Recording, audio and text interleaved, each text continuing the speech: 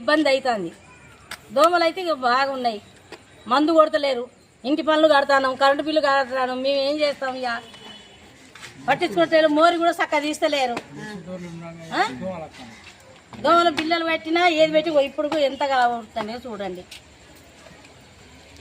మా సమస్య ఎవరు నేర్పాలి మరి? ఇవన్నీ ఓట్లకైతే మంచిగా వస్తాను, ఏ ఓట్లే ఇల్లమ్మా అంటారు, గెలిచిన వల్ల మళ్ళీ మాకు కానడం లేదు.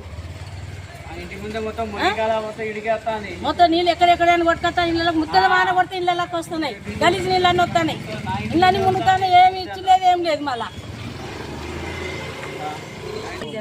ఈ మోరీలో సౌకర్యం లేదండి, దోమలు ఏంది మొత్తం ఈ దోమలు చేయబట్టి రోగాలు వస్తున్నాయి.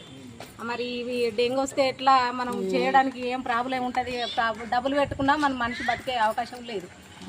అది దోమలతో ఎట్లా ఏం కథ?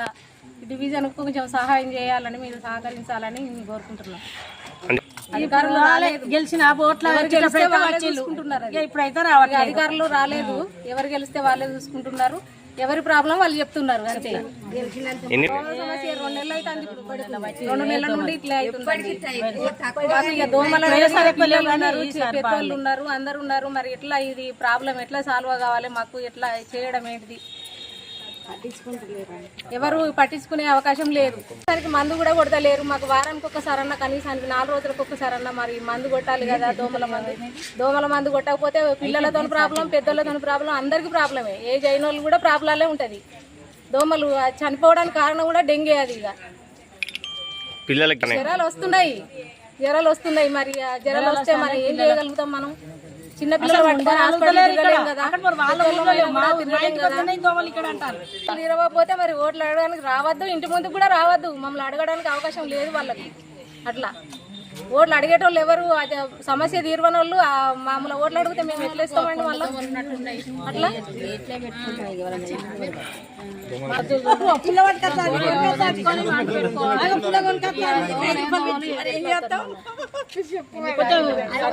దోమల గురించి జ్వరాలు వస్తాను. ఇగో అగ్గిపెట్ట, ఇవి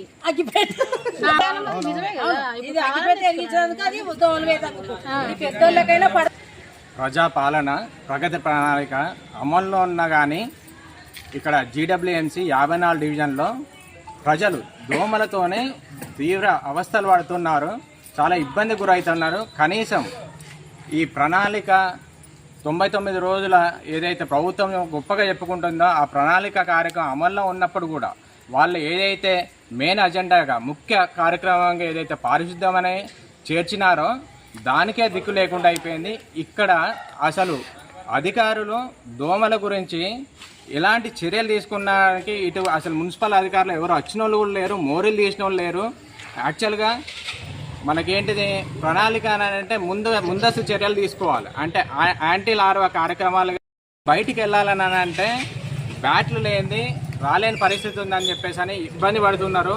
చిన్నపిల్లలు జ్వరాల బారిన పడుతున్నారు. ఈ దోమల ద్వారా ప్రాణాంతక వ్యాధులైన మన డెంగ్యూ వ్యాధి బారిన పడి ఎక్కడ ప్రాణాలు పోగొట్టుకుంటామో అని చెప్పేసి అని ప్రాణాల అరిచేతిలో గుప్పట్లో పెట్టుకొని భయపడుతున్న పరిస్థితులు ఉన్నాయి.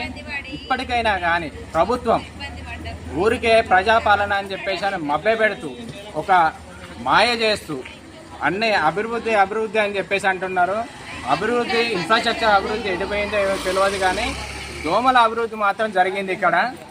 ఇక్కడ ఈ కాలనీలో ఎప్పుడు కానీ ముంపుకు గురవుతుంది.